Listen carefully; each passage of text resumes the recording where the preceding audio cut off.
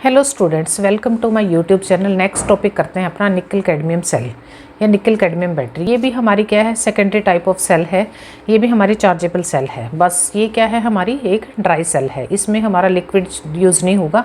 यहाँ पे भी हमारे पास दो प्लेट्स हैं, एक पॉजिटिव प्लेट है, एक नेगेटिव है। यहाँ कंस्ट्रक्शन समझाने के लिए सेल का हमने एक सेल को उठाया है। इसकी ये एक पोर्टेबल सी बैटरी है, बहुत छोटी सी बैटरी है। यानी कि एक तरह से अगर इसका सबसे छोटा वर्जन देखें तो एक 1.5 वोल्ट का एक पेंसिल सेल टाइप है बैटरी मिलती है वो, लेकिन वो चार्जेबल है। तो वो किसी भी पोर्टेबल डिवाइस में, इलेक्ट्रिक या इलेक्ट्रॉनिक्स डिवाइस में यूज़ होती है। पोर्टेबल है, कहीं भी उठा के ले जा सकते हैं। छोटी सी बैटरी है, चार्ज हो जाती है, लाइफ भी लॉन्ग है इसकी।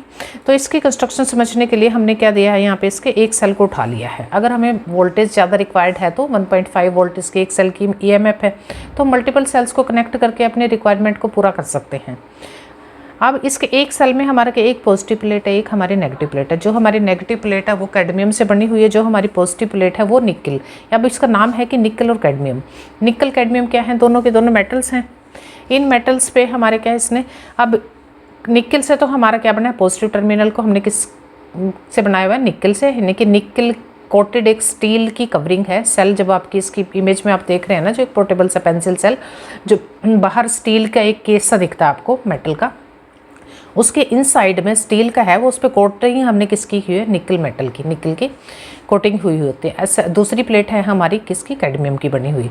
अब हम इन दोनों के बीच में ना प्लेट्स को जो सेपरेट करता है ना, एक पोरस मटेरियल होता है। यानी कि आप एक स्पॉन्जी, आप इस तरह से देखो इसको, जैसे कि हमारा कोई ना ये फाइब्रस कपड़ा सा है, फाइबर टाइप, जैसे आजकल के हमारे नॉन वोवन बैग्स चले हुए ना, उस तरह का कपड़ा सा। इस कपड़े पे क्या करते हैं हम, वेट पोटेशियम इनकी बेस यूज़ करेंगे। पोटेशियम हाइड्रोक्साइड यूज़ कर लें या फिर ये सोडियम हाइड्रोक्साइड, बेस ही हमारा इलेक्ट्रोलाइट का काम करेंगे। यहाँ पे मैंने जो पोरस से दिखाया ना, 6 से ये पोरस होता है दोनों, लेकिन कोई इंसुलेटिंग मतलब प्रोवाइड करेगा, दोनों शॉर्ट सर्किट ना हो, इनको अलग भी करेगा ये सेपरेट। और साथ के साथ इसी को ना हम एक गीला करके थोड़ा सा हम क्या करेंगे, इस पर परत चढ़ा देंगे किसकी, पोटाशियम हाइड्रोक्साइड की। मान लो हमने इस सेल में यूज़ किया हुआ है पोटाशियम हाइड्रोक्साइड, सोडियम भी यूज़ कर सकते, पोटाशियम को समझो। अब ये हमारा इलेक्ट्रोलाइट का भी काम करेगा और इनको सेपरेट भी करेगा, जो सेपरेट है ना दोनों प्लेट्स को। कंस्ट्रक्शन इतनी यहाँ तक आप समझ ही गए होंगे। तो इसमें मैंने ये बात लिखी हुई है, जब भी ये फुल्ली चार्ज बैटरी होती है ना, तो हमारी चार्जिंग के, जब ये बैटरी पूरी चार्ज है तो नेगेटिव प्लेट कैडमियम की होती है जब, और ये हमारी होती है इसकी निकल हाइड्रोक्साइड की। अब इसके बाद हम इसका थोड़ा सा ना इलेक्ट्रिकल करैक्टरिस्टिक्स भी इसकी मैंने बताई दी है कि जब इसके फुल्ली चार्ज होते हैं तो इसका एक सेल का जो EMF होता है ना 1.4 वोल्ट होता है। और जो इंटरनल रेजिस्टेंस है ना इस सेल का बहुत कम होता है। बहुत ही अच्छी बात है कि इंटर रेजिस्टेंस कम है, तो मतलब less than lead acid battery से भी कम है इसका। और इसकी जो एफिशिएंसी है ना, अगर हम इसके एम्पेयर आवर्स में नापें तो 80% है, और अगर इसके वाट आवर्स में ले तो 65% है। मतलब कि ओवरऑल जो भी देख रही हो ना, जो पॉइंट्स बोले सभी की सभी हमारे लिए बेनिफिशियल है ये बैटरी यूज़ करना। लाइफ भी इसकी लॉन्ग है, चार्ज करते रहो multiple times, thousands of time chargeable. इस चार्जिंग को ये अपने को सहन कर सकते हैं, मतलब इतने टाइम तक चल जाती है ये बैटरी। अब इसका ना हम थोड़ा सा कंस्ट्रक्शन हमने समझ ली है कि कैसे ये बनी होती है। जो आपकी इसमें ना एक चीज़ है कि जो आपकी पॉजिटिव प्लेट है ना, वही आपकी आउटर कवरिंग तक आती है। यानी कि positive plate, number of plates जितनी भी आएंगे सेल में, पॉजिटिव प्लेट क्या आएगी, बाहर से जो टर्मिनल पे हमने कनेक्टिविटी करनी है वो भी हमारी पॉजिटिव प्लेट से होगी।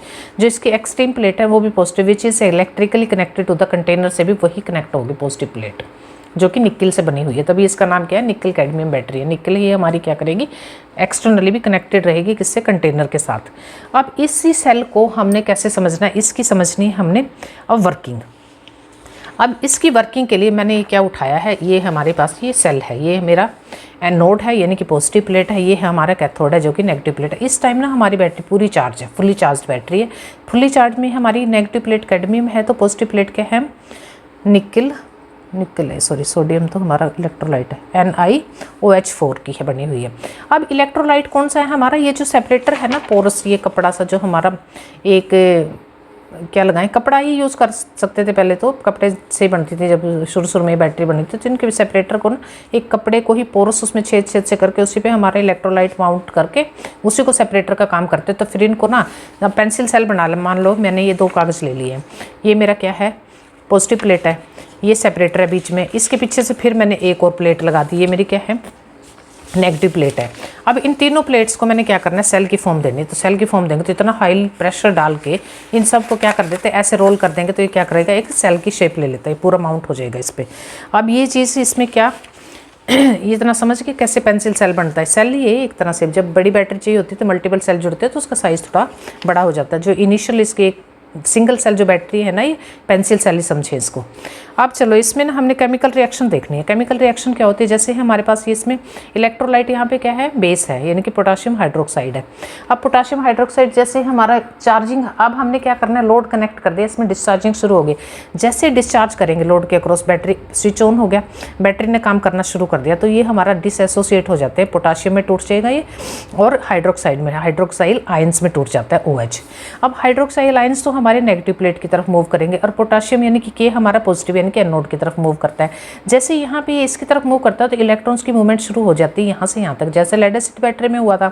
क्या करंट हमारा क्या पॉजिटिव टू नेगेटिव फ्लो करेगा, लोड लगा दिया, लोड को तो क्या चाहिए, वोल्ट करंट चाहिएगा ना। अब ये इलेक्ट्रॉन्स यहाँ पे अपना मूवमेंट शुरू कर दिया इन्होंने, ये कब हो रही है, डिस्चार्ज हो रही, लोड लगा हुआ है। तो यहाँ पे केमिकल रिएक्शन क्या होती है, ये कैडमियम क्या करेगा, रिएक्ट करेगा इस हाइड्रोक्साइल आयंस के साथ। क्या करेगा, ये इनके साथ जब कनेक्ट होकर रिएक्ट करेगा तो ये क्या बना देगा, हमारा कैडमियम हाइड्रोक्साइड बनाएगा और 2 इलेक्ट्रॉन्स को लूज कर देगा, जो कि हमारे एनोड की तरफ चले जाएंगे। एनोड की तरफ जा रहे हैं ना इलेक्ट्रॉन्स। अब देखिए एनोड पे क्या हो रहा है, एनोड क्या करता है कि यहाँ पे सॉल्यूशन से, मतलब कि इलेक्ट्रोलाइट सॉल्यूशन तो है नहीं, बस थोड़ा गिल्ला सा जेल टाइप ही हमारा इलेक्ट्रोलाइट है, क्योंकि बैटरी कोई लिक्विड बैटरी तो है नहीं, ड्राई सेल की तरह बैटरी, ड्राई सेल है, ड्राई बैटरी। तो ये पोटाशियम क्या करेगा, इसके एक एनोड पोटाशियम को उठाएगा यहाँ से। एनोड के पास क्या है, पहले से निकल हाइड्रोक्साइड के 4 मॉलिक्यूल्स हैं, तो ये इन 2 कैथोड के साथ, सॉरी इसके पोटाशियम के साथ जब ये रिएक्ट करेगा तो क्या बना देगा, ये बनाएगा हमारे पास फिर से इसने क्या बना दिया है, सॉल्यूशन, मतलब कि वही इलेक्ट्रोलाइट बनाएगा। एक तो पोटाशियम हाइड्रोक्साइड बनाएगा, दूसरा ये निकल हाइड्रोक्साइड बनाएगा। अब पोटाशियम हाइड्रोक्साइड इसने फटाफट बना दिया हमारे पास, मतलब कि इलेक्ट्रोलाइट की कमी नहीं है इस केस में। तो हमारी स्ट्रेंथ क्या रहेगी, इलेक्ट्रोलाइट की स्ट्रेंथ एज इट इज़ है, कभी भी उसकी ग्रेविटी लूज नहीं हो रही इस बैटरी में, चाहे आपकी डिस्चार्ज हो रही है चाहे चार्ज हो रही है। तो इलेक्ट्रोलाइट पे कोई फर्क नहीं पड़ रहा है, क्योंकि इसकी पहली रिएक्शन एनोड ने फटाफट से क्या कर दिया, इलेक्ट्रोड को दोबारा से इलेक्ट्रोलाइट को जनरेट कर दिया, KOH को। KOH ही हमारा इलेक्ट्रोलाइट था। तो ये बैटरी की तभी इसकी लाइफ लॉन्ग है, क्योंकि यहाँ पे इलेक्ट्रोलाइट की कमी ही नहीं है किसी भी तरह से।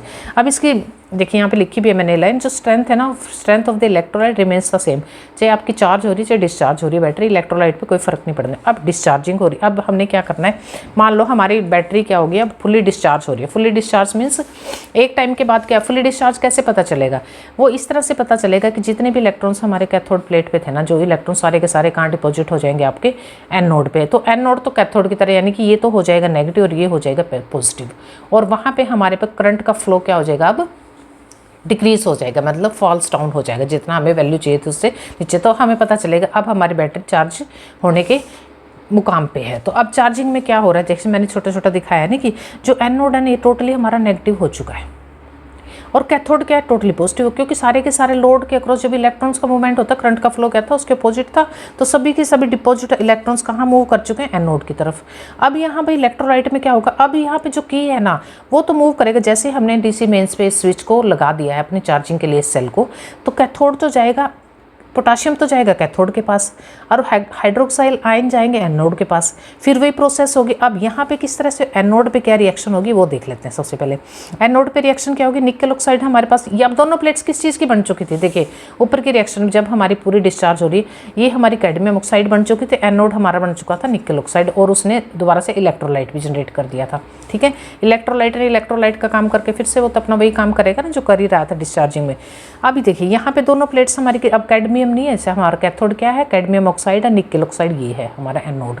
अब इनके ऑक्साइड किसके साथ करेंगे रिएक्शन, ये तो हमारा हाइड्रोक्साइल आयन के साथ करेगा, 2H के साथ। और यहाँ पे ये अब इसके साथ जब रिएक्ट करेगा ना, एक तो ये बना लेगा अपने NiOH, फिर से ओरिजिनल फॉर्म में आ जाएगी एनोड की प्लेट जो हमारी हमने स्टार्टिंग में यूज़ की थी, और 2 इलेक्ट्रॉन ये फिर अपने लूज करेगा, ये इलेक्ट्रॉन लूज करेगा। अब यही इलेक्ट्रॉन जब मेन पे लगे ना, अब ये डिपॉजिट होने कैथोड की तरफ जा रहे हैं। दूसरा रिएक्शन हमारा कैथोड पे कौन सा रिएक्शन होगा, कैथोड की जो रिएक्शन है ना, कैथोड की रिएक्शन में क्या रहेगा, कैथोड ऑक्साइड तो बन ही चुका था, जहाँ वहाँ पे 2 पोटेशियम भी जाएंगे, उसके मॉलिक्यूल जाएंगे। तो यहाँ पे ये फिर से क्या करेगा, एक तो कैडमियम जनरेट होगा, दूसरा इसने फिर से इलेक्ट्रोलाइट जनरेट कर देना, 2KOH बन जाएगा, और वो इलेक्ट्रॉन्स के बाद डिपॉजिट होकर यहाँ पे क्या हो जाएगा, इसका फिर से ओरिजिनल फॉर्म ले लेगा, यानी कि फर्स्ट फॉर्म में हमारी क्या थी, जब हमारी डिस्चार्जिंग से पहले हमारी डिस्चार्ज होनी शुरू हुई ना, तब हमारा कैडमियम था कैथोड, और एनोड हमारा क्या था, NiOH4 था। तो इसी तरह से हमारी जो फाइनल जो स्टेज आएगी इसकी, फिर ये इसी ओरिजिनल फॉर्म में आ जाएंगे पूरा, जब ये चार्ज हो जाएगी बैटरी, फुल्ली चार्ज बैटरी में यही फॉर्म ले लेगा, कैडमियम बनेगा। ये रिएक्शन ही हमारी ये चीज़ बता रही है कि कैथोड कैडमियम में ट्रांसफॉर्म हो जाएगा, फिर से रीगेन कर लेगा ओरिजिनल अपनी स्टेट, और एनोड हमारा निकल ऑक्साइड में चेंज हो जाएगा।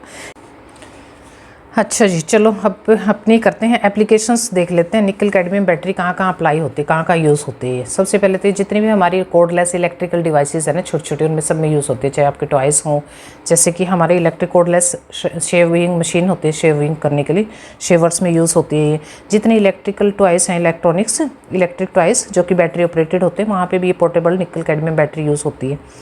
और उसके बाद ये यूज़ होते हैं जितनी भी आपके सुनने हेयरिंग एड्स होते हैं ना, मतलब हेयरिंग एड्स यानी कि सुनाई कान पे लगाने वाली मशीन्स होती है, उनमें ये बैटरी यूज़ होती है। फोटोग्राफी कैमराज में यूज़ होती है। इसका यूज़ है मेडिकल डिवाइसेस में यूज़ होता है इसका बहुत ज़्यादा। कई सारी हमारी मेडिकल डिवाइसेस क्या होती हैं, बैटरी ऑपरेटेड है, पोर्टेबल है, यहाँ से एक जगह से दूसरे जगह पर उठा के ले जाए, कोई भी हमारी operating means testing medical devices जो भी होते हैं, वहाँ पे यही बैटरी यूज़ होती है। उसको बार बार क्या करते हैं अपना, आजकल क्या हो गया, सभी तो डिजिटल्स हो गए, मेडिकली जितने भी मीटर्स हैं ना, डिजिटल डिवाइसेस है, उनमें ये बैटरी यूज़ होती आई है। अब इस बैटरी के ना कुछ जो फ़ायदे हैं तो कुछ नुकसान भी हैं।